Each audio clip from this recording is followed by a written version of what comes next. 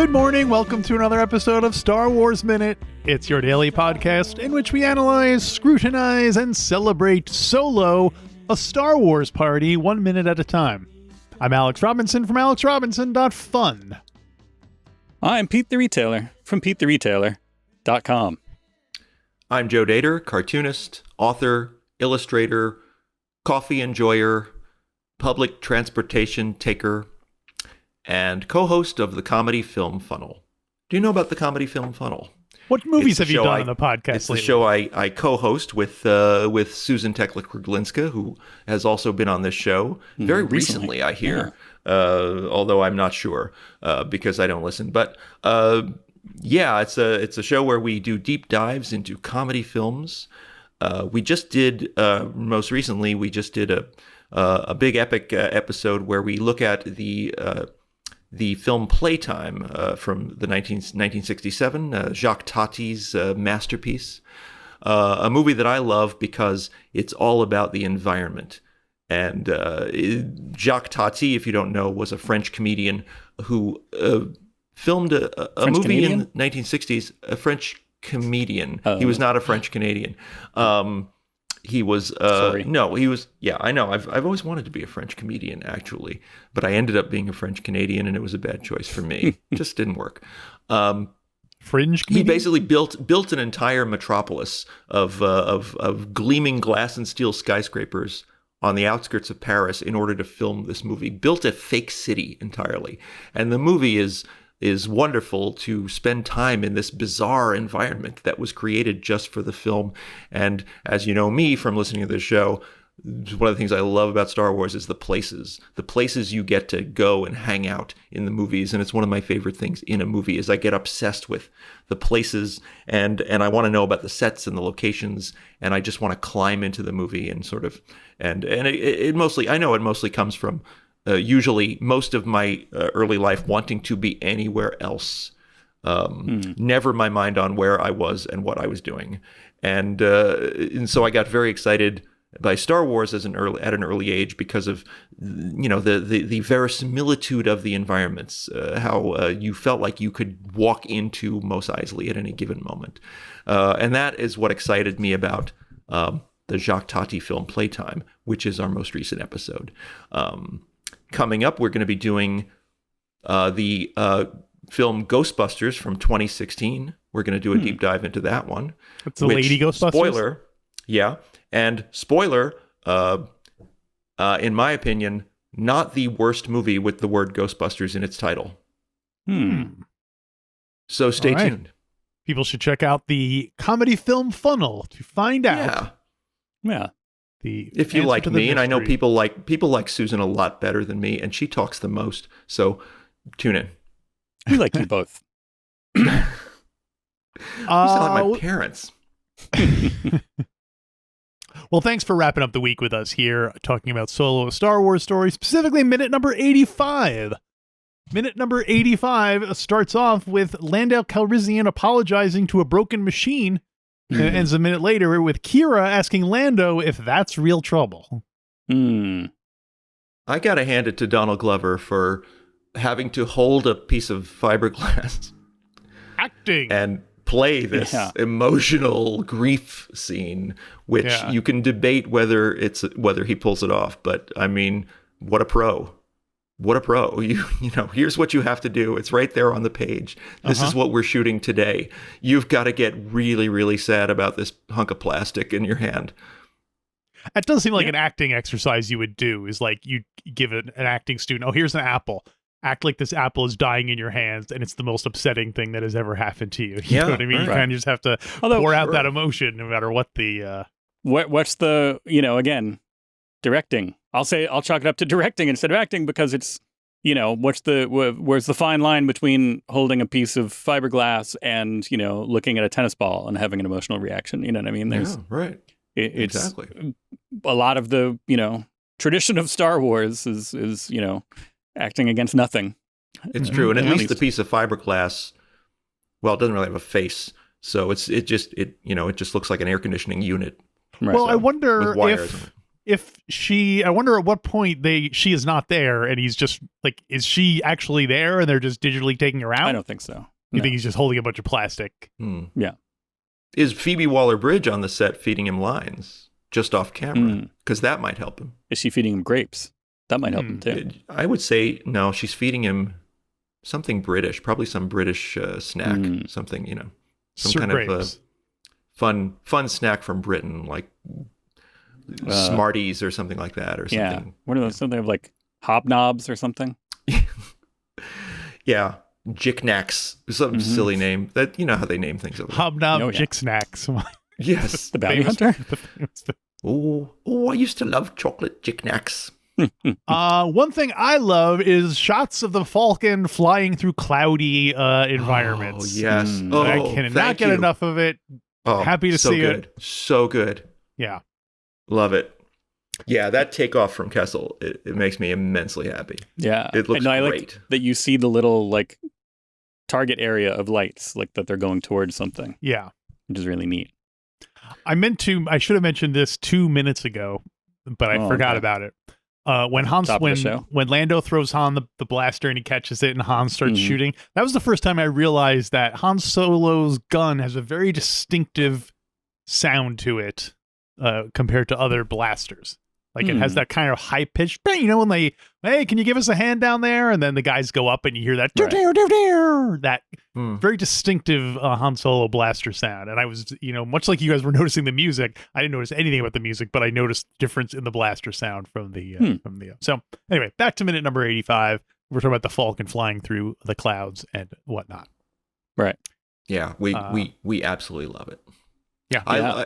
Yeah. The other thing I also really like to see is space, when space is not just black and a star field against black. Yeah. I like when space has stuff in it. It's got nebulae and clouds and weird stuff floating around in it, and it's not entirely black. Maybe it's blue or green, or in this case, it's sort of like there's yellow stuff, gases floating around in that. And I really like seeing that. I like when space is a little more broken up. It's one of the reasons I love the black hole. Because of the, I know you're a big fan, Pete. It's one of the reasons I like the black hole is because of the way they filmed it. They didn't use blue screens. They just put backdrops up behind the spaceships. And so they have these beautiful painted backdrops, which are not entirely, it's not just black with stars against them. In fact, the black hole has a lot of cool shots where the ships are like kind of silhouetted up against the void, which is really cool seeing. So. Yeah, and it looks really cool. So I like that too. I love when space has a certain color to it and dynamism to it. Yeah, absolutely. I agree. Black hole minute. Here's really the entire Kessel Run sequence that follows looks like that. None of it is just black space. Yeah. Here's some dynamism I'm not as much a fan of. Is that when Han jumps into the cockpit, he's doing movie driving all of a sudden. Like, because when they come up, like when Kira comes up to everybody kind of makes their way to the cockpit, he's like Toonses. and so it's a little bit of like, okay, take it easy there. Yeah. Well, one thing they don't make clear is Han has never flown a ship before in his entire life. So for all his like, hey, I want to be a pilot, and he just immediately crashes into stuff. And I thought I'd be good at it. He treats it like one of those Fisher-Price things where you ring the bell, you turn the thing, and there's a little thing to turn, and it goes click, click, click. But yeah, that can be forgiven. One thing I really like is Lando also makes his way up to the cockpit. And I think it's funny that out of the three characters are not piloting the ship. We have Kira, we have Chewbacca, and we have Beckett. None of them make any effort to help Lando in his. He has to like pull, with his teeth. He has to put his wounds on and stuff. So it's. I think that's really funny that no one helps him. Funny or sad. He's bandaging himself. But we can also, can we infer that this is the genesis, perhaps, of the little Falcon Medical Center? Yeah. This is where Han Solo gets the idea. Right. We specifically need some things to treat right arm wounds quickly. Right, yeah. Who gets treated in that cubby hole there? Luke gets treated there. Luke gets treated. Chewbacca. Chewie gets treated there, or Finn attempts to treat Louis there. That's right. Louis, yeah. Louis. He's Louis. Chewie, Louis. I'm not saying Chewie. Huey, Dewey, and Chewie. I'm going to have a nickname for you. I'm calling you Louie because I'm not saying Chewie. That's too many syllables. Lubaka. Right. Lubaka. He did the Mambo Lubaka. number 5, right? Mambo number. Oh, gosh. Yeah. But- so, so Chewie and Luke. Isn't Louis, Luke, and Chewie combined into one character? Well, they had their short-lived yeah. romance. Yeah. Oh, I see. That was their portmanteau. Right. Oh boy. It was like I wonder if they did it. They could do a thing like the sort of when Warner Brothers started getting desperate and they started pairing characters that don't go together, like Sylvester and Daffy. Yeah. They could maybe Star Wars will get to that point and give us like the Luke and Chewie adventures, or like the. I like that. Yeah. We can get Or the Han and 3PO adventures. Like they're the only two actors they could convince to come back are Alden Yeah, Ehrenreich right. and Anthony Daniels. So I guess Chewie and Hannah, I guess, are 3PO. Actually, I and would R2. like to see the Han and 3PO adventures because they clearly despise each other. Yeah. So Maybe they'd actually, learn that would to- be fun. That would be Yeah. kind of fun, I think. Yeah. I'm trying to think of like what like Admiral Piet and Admiral Piet. Greedo. Piet and Greedo go to the library together. We need like I a guess- randomizer.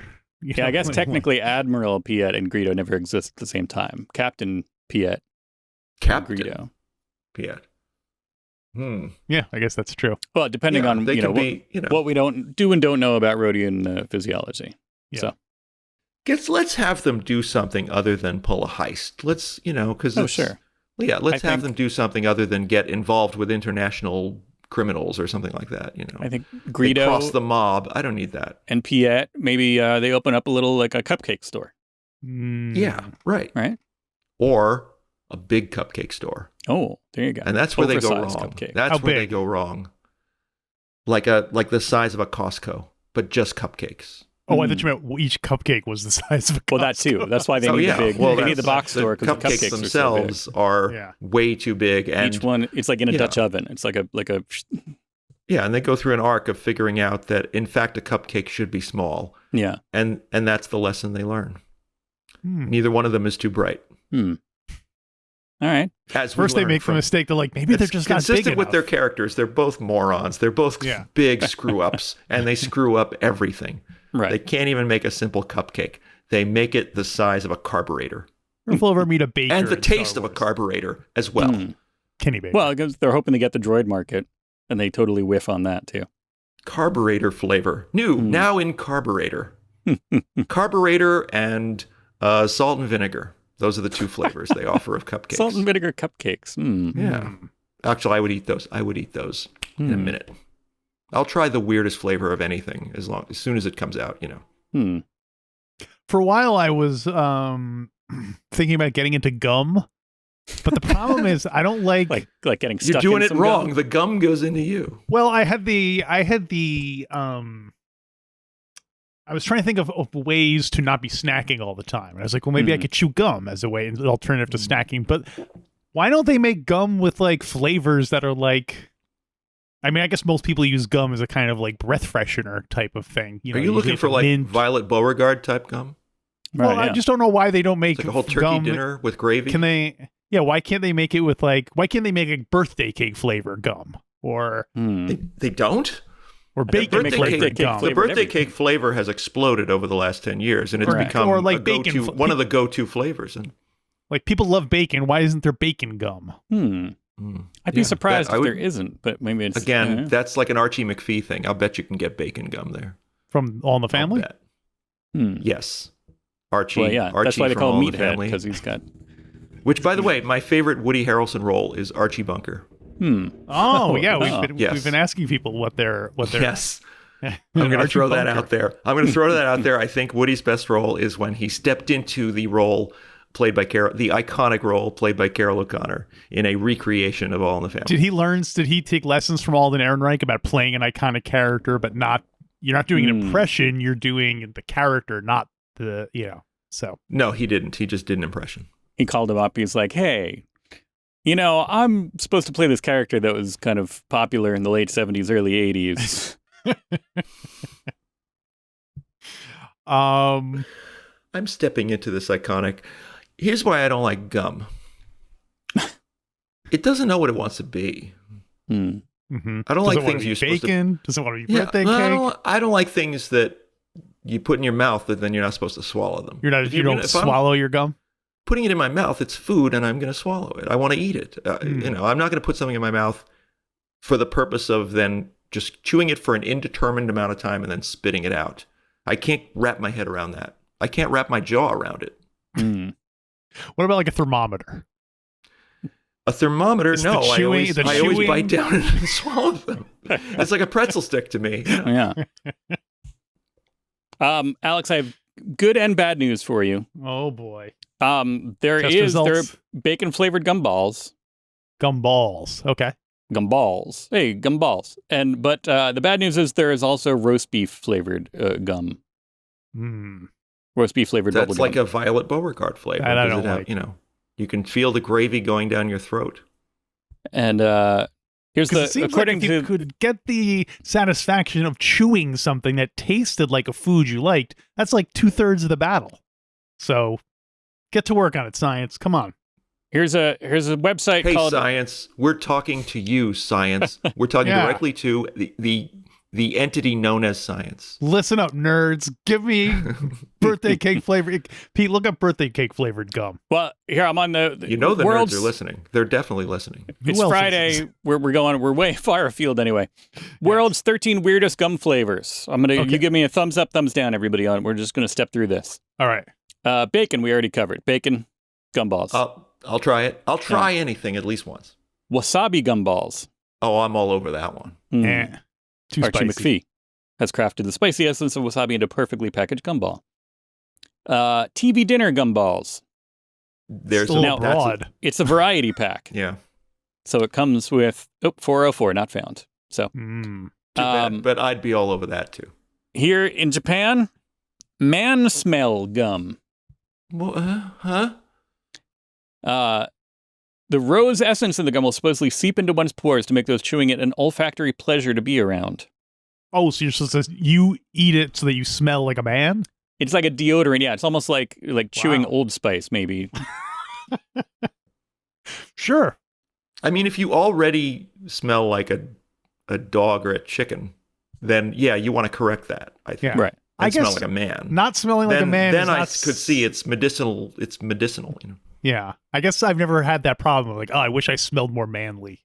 If anything, Mhm. I probably smell too manly. Well, yeah, people say that about you. They're like, Yeah. like before you even walk in the room, they're like, "What is that manly smell?" And then you like, You're like Jeff Manly. People have asked me, "What do you think of Smells like Alex's smell?" And I Oh, said, I didn't "Manly. want this to. Very manly." I get asked every day Yeah. right. about your smell. I appreciate your discretion. There you go.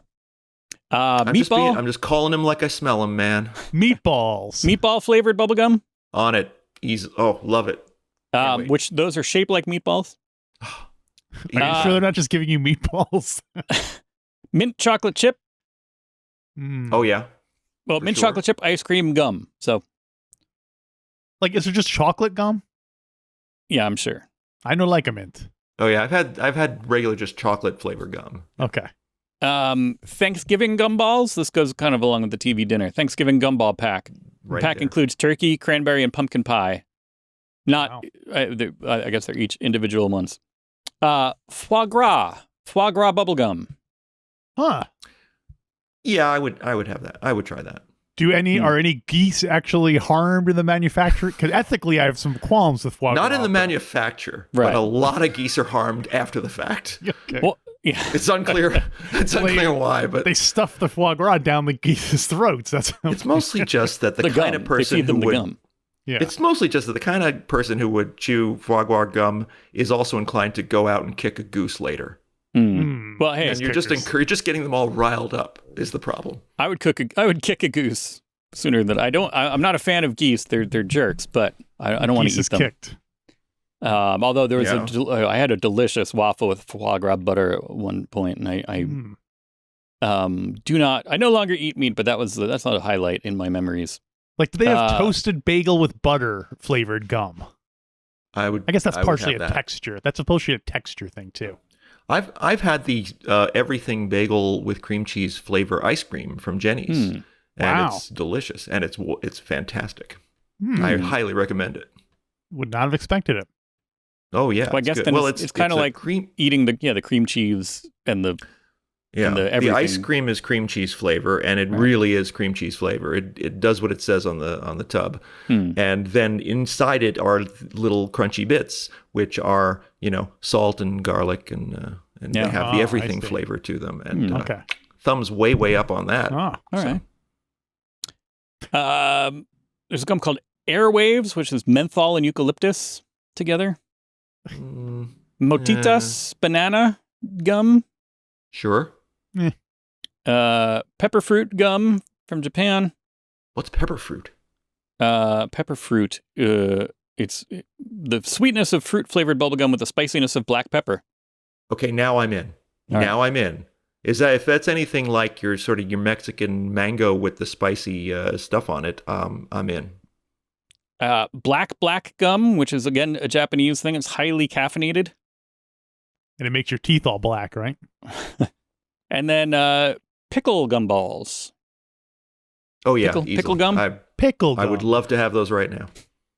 So there clearly are enough novelty gums where you could do like a gum of the month club and receive a different novelty gum every The month. gum club. But is there anyone that too enthusiastic about, other than Violet Beauregard, is anyone that into gum?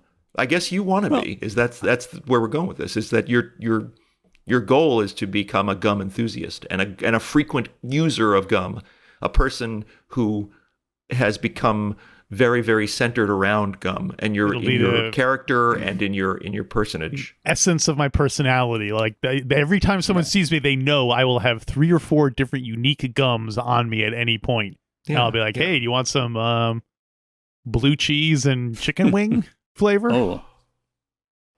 Why did you have to say that? I would, yeah. Now, that doesn't even exist, but boy, do I want it. But why to. not? This is 2022 for crying out loud. It's true. And We got every computers- flavor. Please. Yeah. They can put a man in Milwaukee. They can fake a man on the moon and they can't give us novelty gums?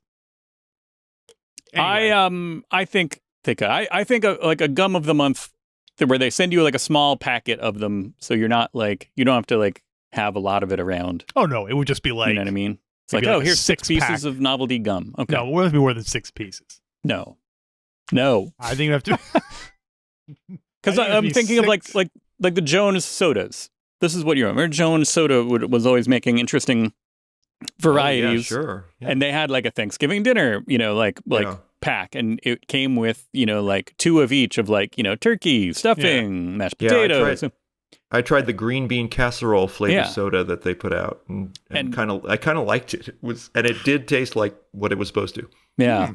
But I feel like once the you try it, the novelty wears off. You're not gonna well, I don't know, unless one sticks, unless one really gets to you, you're probably not gonna. It is gum, so. Yeah, It will stick. It will stick. Eventually, and you'll never get it out of your hair.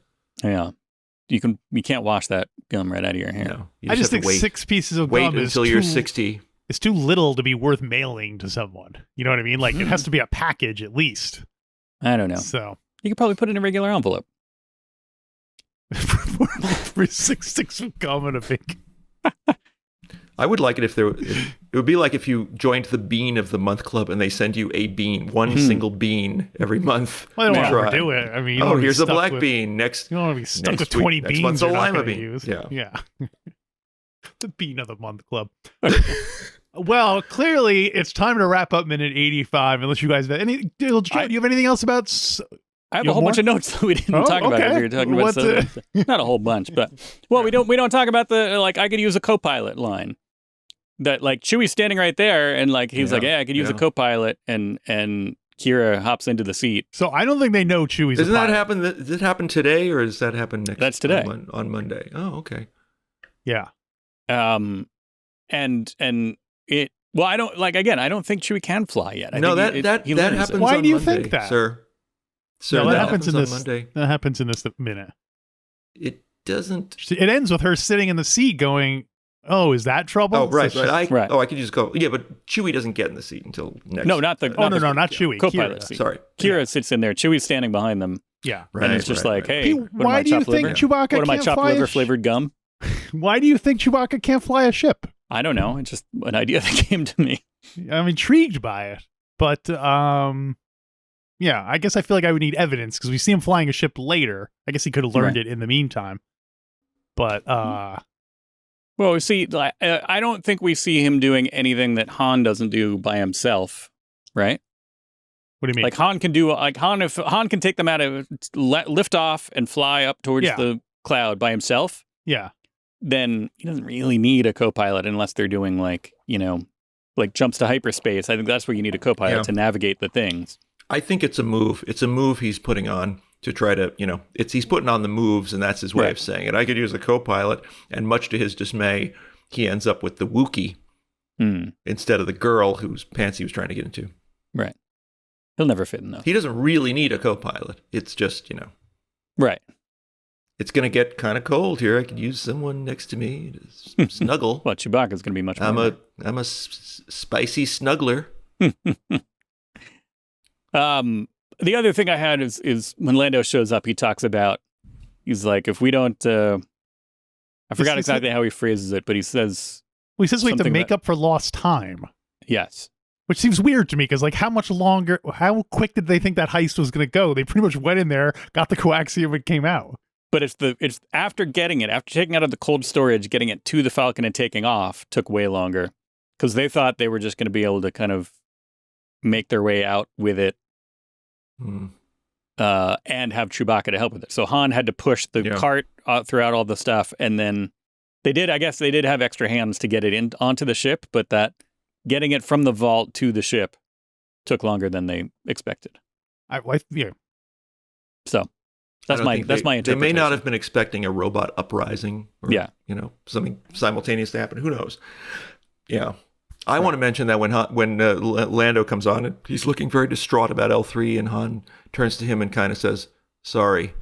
And it's a little bit, like he should toss him a coin at that moment. It's a bit... Sorry about the mess. Sorry about the mess. That your robot girlfriend made when she died. It's a little bit blasé, but, we've already, it's Star Wars, and everybody gets over emotional deaths real fast. Real fast. Unless they don't. Unless they real fast or never. We just, or never, and who knows what. And also, death seldom takes anyway. Right. So who knows? Well, but I like that he also refers to he says, we've got to make up for lost time because of the cargo we're carrying. This is a third way to reference the coaxium / hyperfuel / the cargo we're carrying. It's like he didn't want to say it, or maybe he wasn't sure what to call it. What do you think of the fuel, like what the fuel looks like when he looks in the window and you see that sort of like animated sort of goopy stuff floating around in there? Not the fuel on the hill. Or no. Sorry. Or what a fuel believes. I like it in the thing. I like that it's a weird like liquid within liquid or like almost like a lava lamp, but more. Well, again, a lava lamp would fit in with the aesthetic that they're going period for. Accurate. Yeah. Right. Well, I like it too. It's Star Wars weird. It's that specific type of Star Wars weird where it looks like something unfamiliar could come from another planet, but also what it's supposed to be. Yeah. Like it's just familiar enough that you get that, oh yeah, that's some kind of like gasoline or something. It's some volatile material that it communicates the story beat to you, but looks completely weird. And it's that specific note of Star Wars weird that they're so good at hitting sometimes.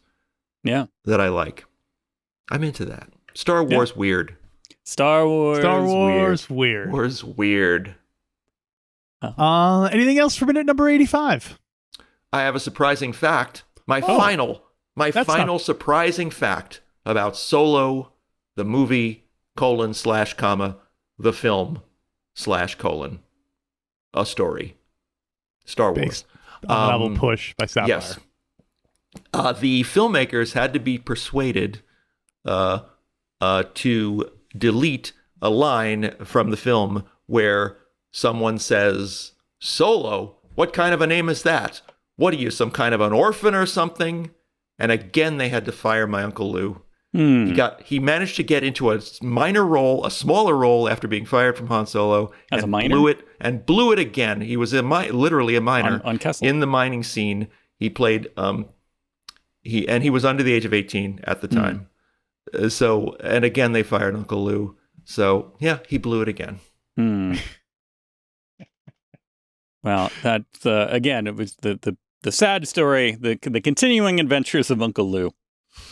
I mean, it seems like we could still Buy my have him book. on. It seems like even being on the show, even on the set, would be interesting. I mean, he still had some interesting experiences he could talk about, right? Yeah. Yeah. He here's the thing.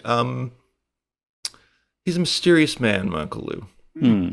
He goes game fishing and brings back squirrels. Nobody knows really what he does in his spare time. And so there are many unanswered questions about Uncle Lou that should be answered, and that should be Solo 2. That should be Solo 2. Solo 2, a Star Wars story, Uncle Lou, the movie, colon. Solo 2 on the Lou. Yes. Buy my book. That won't fly in Europe. Well, in the UK, we'll have Sorry, to I'll have to change retitle it to in the WC when they do it. Solo 2 on the potty. Well, Joe, thanks for joining us here all week. Any other Solo tidbits you want to share? Anything that's coming up? Any other things in the movie you want to comment on? Darth Maul. Jon Favreau. Yeah. Well, I don't want to spoil anything. I don't want to blow anything, but there's things coming up that I had some questions about the choices on. I don't know why they added a laugh track to the second part of the movie. I don't know why they did that. Questionable. Not sure why. I don't know why they have him doing this sort of like a Brad Pitt Ocean's 11 thing where he's eating pretzels all the time. I don't know why they did that. Didn't make any sense to me. But yeah, Space other pretzels. than that, I love the movie. I completely love the movie. All right. I think the pretzels, that was a product placement brand sponsorship thing that then went awry. They deleted the brand, but it was supposed to be a product tie-in. But I have no answer for the laugh track though, and that's still a mystery. Ron Howard. Yeah, it doesn't really. I guess it's Ron Howard bringing his old tricks, his old sitcom sitcom roots. tricks. Right. Yeah. You just got it on it like digitally on a little controller. Yeah. Now he's like, bloop, ha ha ha ha. I was trying to sneak in a plug for my book very subtly and say buy my book earlier. I don't know if you caught that. But You're talking about your should. book, Inked? My book, Inked. Cartoons, confessions, rejected ideas, and secret sketches from the New Yorker's Joe Dator. Demand it from your local bookstore. Demand it from your local Popeyes. And so that way, when the video goes viral on TikTok, I will make a buck. There you go. I want that to be a TikTok craze, is people going into random businesses and asking for Joe Dator's book, Inked. Getting into huge fights. Yeah. Go to the Waffle House and demand my book and see what happens. And send me the video because I could use the clicks. They'll all these places will suddenly have to start. Suddenly, every place is carrying this book. It's so weird. Strange. Yeah. I hope my agent is happy. He said, make the plugs for your book as obnoxious as possible. Well, thanks for plugging your stuff here with us all week, and I will now plug our stuff, specifically our Patreon feed, where we have been reviewing the Obi-Wan Kenobi Shobi that's been tearing up the airwaves of the streaming services. So every Saturday for the past few weeks, we've been discussing the episodes. So if that sounds intriguing to you, go to StarWarsMinute.com/Patreon. Become a Patreon, any subscription level. Is that what we said, Pete? Yeah.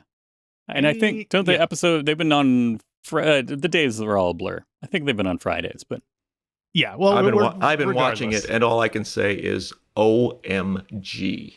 This show is really, really on the air. All right. It's so available. It's to stream. It is really streaming currently. It truly is a product. It is absolutely watchable if you tune in. Well, you'll get more insightful reviews like that by going to StarWarsMinute.com/Patreon. But if that's not your thing, just join us here on Monday for a regular, plain old free Star Wars Minute. Wars Minute. The movie, the show, the bag of pretzels.